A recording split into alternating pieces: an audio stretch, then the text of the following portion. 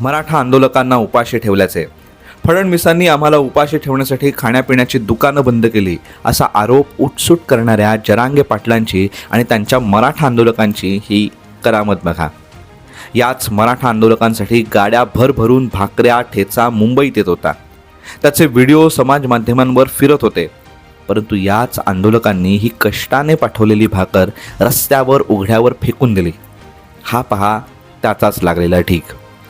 तर दुसरीकडे पंचपक्वान्नांवर ताव मारताना हे दिसत आहेत. हे खरंच आंदोलन आहे? गरीब मराठ्यांच्या हक्कांसाठी लढण्याचा दावा करणाऱ्या लोकांकडून हे असं कसं व्हावं? खरं तर असं का व्हावं? इकडे एक प्रश्न पडतो. एकीकडे गरीब मुलांना, येणाऱ्या जाणाऱ्या गरजवंतांची भूक भागवणारे मराठा आंदोलक खरे, की हे आंदोलनाच्या नावाखाली हैदोस घालणारे? नक्की कोण?